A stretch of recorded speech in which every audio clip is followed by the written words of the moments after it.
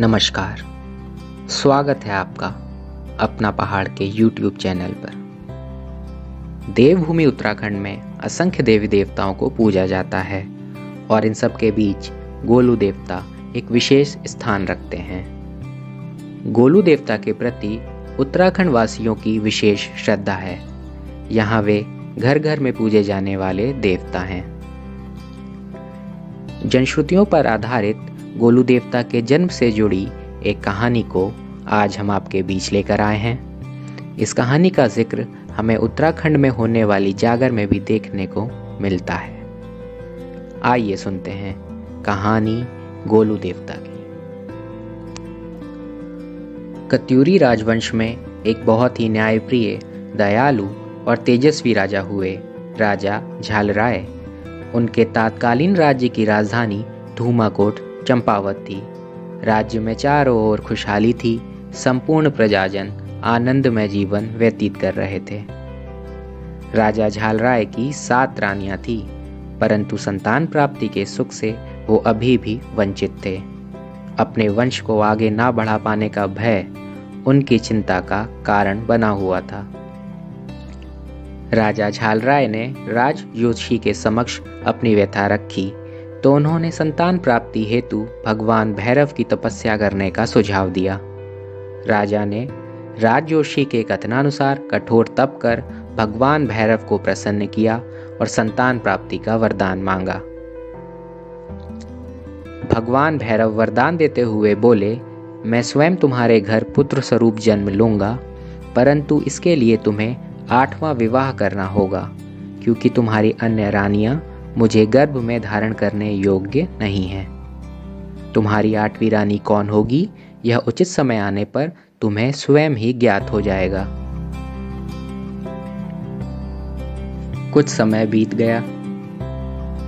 एक दिन राजा झालराय शिकार करते हुए जंगल में बहुत दूर निकल गए। उन्हें बड़े जोरों की प्यास लगी। अपने सैनिकों को पानी लाने का निर्देश देते हुए वे प्यास से बोझिल हो एक वृक्ष की छांव में बैठ गए। बहुत देर तक जब सैनिक पानी लेकर नहीं आए तो राजा स्वयं उठकर पानी की खोज में गए। दूर एक तालाब देखकर राजा उसी ओर चले। वहां पहुंचकर राजा ने अपने सैनिकों को मूर्छित अवस्था में पाया।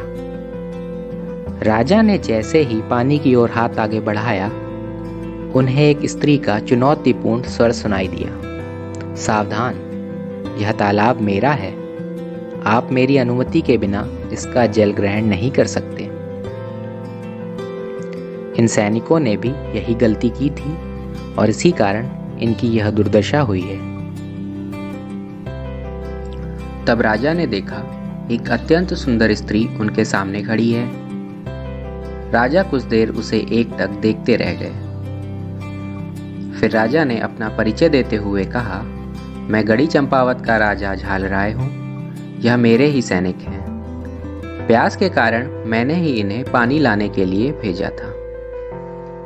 इसके जवाब में उस स्त्री ने कहा, मैं पंच देवताओं की बहन कलिंगा हूँ। अगर आप राजा हैं तो बलशाली भी होंगे। जरा उन 2 लड़ते हुए भैंसों को छुड़वा दीजिए, तब मैं मानूंगी कि आप गढ़ी चंपावत के राजा हैं। राजा उन दोनों भैंसों के युद्ध को देखते हुए समझ नहीं पाए कि इन्हें कैसे छुड़ाया जाए। राजा ने अपनी हार स्वीकार की। तब उस सुंदर स्त्री ने उन दोनों भैंसों के सींग पकड़कर उन्हें छुड़ा दिया। राजा उस स्त्री की सुंदरता और पराक्रम को देखकर अत्यंत प्रभावित हुए। तभी वहां पंचदेव पधारे। राजा ने उनके समक्ष कलिंगा से विवाह करने का प्रस्ताव रखा। पंचदेव राजा के गुणों और सुशासन से प्रभावित थे। उन्होंने कलिंगा का विवाह राजा के साथ कर दिया और राजा को संतान प्राप्ति का आशीर्वाद दिया। राजा कलिंगा को अपनी 8वीं रानी बनाकर राजधानी धूमाकोट ले आए। रानी कलिंगा अत्यंत रूपमती और धर्मपरायण थी। जब 7 रानियों ने देखा कि अब तो राजा अपनी 8वीं रानी से ही ज्यादा प्रेम करने लगे हैं, तो सौतिया डाह और ईर्ष्या के कारणवश वे सब रानी कलिंगा से जलने लगी। कुछ समय पश्चात वह सुअवसर आया जब रानी कलिंगा गर्भवती हुई। राजा की खुशी की कोई सीमा न रही।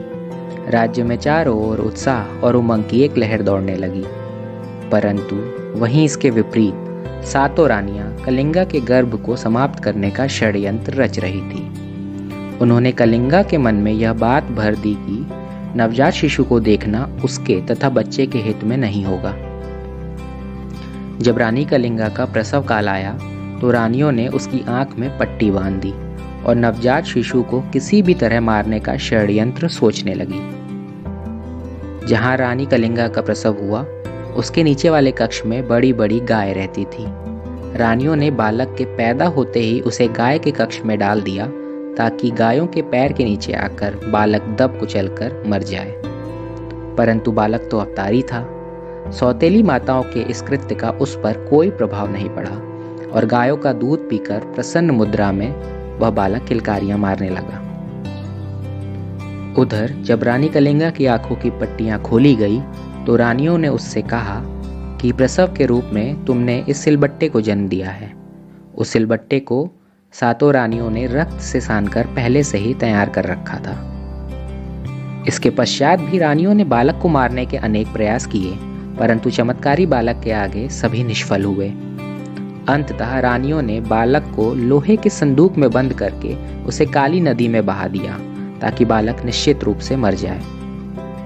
यहाँ भी बालक के चमत्कार ने उस संदूक को डूबने नहीं दिया और बहते बहते वह संदूक 8वें दिन गौरीहाट नामक स्थान पर पहुंचा, जहां भाना नाम के एक मछुआरे के जाल में वह संदूक फंस गया। भाना ने संदूक खोला तो उसमें हाथ पांव हिलाते बालक को देखा। भाना ने यह बात अपनी पत्नी को बताई। निसंतान दंपत्ति ने भगवान का आशीर्वाद मानकर उस बालक को अपने पुत्र रूप में स्वीकार किया। निसंतान दंपत्ति को संतान क्या मिली, उनकी तो मानो दुनिया ही बदल गई। बालक के लालन पालन में ही उनका दिन बीत जाता। दोनों पति पत्नी अपने बालक की मनोहारी बाल लीला में खोए रहते। इसी तरह कुछ और समय बीत गया। अब बालक होश संभालने लायक हो चुका था। एक दिन बालक ने सपने में अपने असली माता पिता को देखा। उसने देखा कि माता कलिंगा रोते बिलखते कह रही हैं, तू मेरा ही बालक है, तू मेरा ही पुत्र है। धीरे धीरे उन्हें पूरा घटनाक्रम ज्ञात हो गया। साथ ही साथ उन्हें अपनी शक्तियों और जीवन के उद्देश्य का भी ज्ञान हो गया। अब उन्होंने राजधानी धूमाकोट जाने का निश्चय किया। एक दिन बालक ने अपने पिता भाना से कहा कि मुझे एक घोड़ा चाहिए। निर्धन मछुआरे ने एक बढ़ई से कहकर अपने पुत्र का मन रखने के लिए एक काठ का घोड़ा बनवा दिया। बालक रूप में भगवान भैरव अब अपनी शक्तियों से परिचित थे। उन्होंने उस काठ के घोड़े में प्राण डाल दिए और फिर उस घोड़े में बैठकर वह राजा झालराय की राजधानी धूमाकोट पहुंचे। धूमाकोट पहुंचकर उन्होंने अपने घोड़े को एक जलाशय के पास बांधा और विश्राम करने लगे। वह जलाशय रानियों का स्नानागार भी था। सातों रानियां आपस में बात कर रही थी और रानी कलिंगा के साथ किए गए अपने कुकृत्यों का बखान कर रही थी। बालक को मारने में किसने कितना सहयोग दिया और रानी कलिंगा को सिलबट्टा दिखाने तक का पूरा हाल एक दूसरे से बढ़ चढ़कर सुना रही थी। बालक ने ये सारी बातें सुन सातों रानियों को उनके इस कुकृत्य के लिए दंडित करने का निश्चय किया। बालक अपने काठ के घोड़े को लेकर जलाशय तक गया और रानियों से कहने लगा, पीछे हटिए, मेरे घोड़े को पानी पीना है। सातों रानियां उसकी बेवकूफ़ी भरी बातों पर हंसने लगी और बोली, कैसा बुद्धू है रे तू, काठ का घोड़ा भी कहीं पानी पी सकता है। बालक ने तुरंत व्यंग्यात्मक तरीके से जवाब दिया कि जब इस राज्य की रानी सिलबट्टे को जन्म दे सकती है तो मेरा काठ का घोड़ा पानी क्यों नहीं पी सकता। यह सुनकर सभी रानियों के मुंह खुले के खुले रह गए। वह सब कुछ छोड़कर राजमहल की ओर भागी और राजा से उस बालक की अभद्रता की झूठी शिकायतें करने लगी। राजा ने सैनिकों को भेजा और कुछ समय पश्चात बालक को बंदी बनाकर राज दरबार में प्रस्तुत किया गया।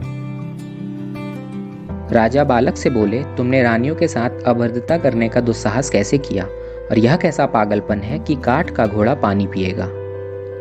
बालक ने बड़ी ही विनम्रता से अभद्रता के आरोपों का खंडन किया और अपनी बात को दोहराते हुए बोला कि जिस प्रकार इस राज्य की रानी सिलबट्टे को जन्म दे सकती है, उसी प्रकार मेरा काठ का घोड़ा भी पानी पी सकता है। बालक बोला कि मैं इस राज्य का उत्तराधिकारी हूँ, मैं ही माता कलिंगा और आपका पुत्र हूँ। अपनी बात को आगे बढ़ाते हुए बालक ने सातों रानियों के षड्यंत्र का पूरा घटनाक्रम राजा झालराय को बताया। बालक ने भगवान भैरव और राजा झालराय के बीच हुई वार्तालाप के बारे में भी बताया, जिसके बारे में उनके अतिरिक्त और कोई नहीं जानता था।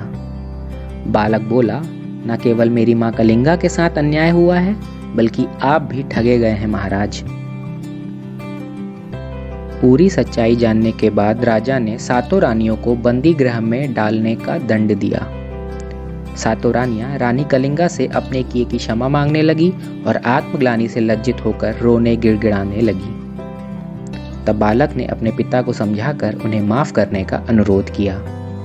राजा ने उन्हें दासियों की भांति जीवन यापन करने के लिए छोड़ दिया। बाल्यावस्था के पश्चात आगे चलकर जब गोलू देवता स्वयं राजा बने तो वे अपनी प्रजा को त्वरित, अविलंब, यथोचित एवं तर्क संगत न्याय प्रदान किया करते थे। यही कारण है कि उनको आज न्याय के देवता के रूप में पूजा जाता है। उत्तराखंड में गोलू देवता के कई छोटे बड़े मंदिर हैं और इनमें सबसे अधिक प्रसिद्ध है अल्मोड़ा में स्थित चितई गोलू मंदिर। चितई गोलू मंदिर के प्रांगण में आप असंख्य प्रार्थना पत्र देख सकते हैं, जो लोगों की उनके प्रति आस्था का प्रतीक है। साथ ही साथ मंदिर प्रांगण में आप असंख्य घंटियों को भी देख सकते हैं, जो प्रार्थना पूरी होने पर भक्तजनों द्वारा उन्हें भेंट स्वरूप चढ़ाई गई है और इस बात की साक्षी है कि गोलू देवता ने उनकी प्रार्थना जरूर सुनी है। इसी के साथ आज की कहानी तो यहाँ पर समाप्त होती है, लेकिन आपका हमारा साथ बना रहेगा। मिलते हैं जल्दी ही एक नई कहानी, एक नए किस्से के साथ। धन्यवाद।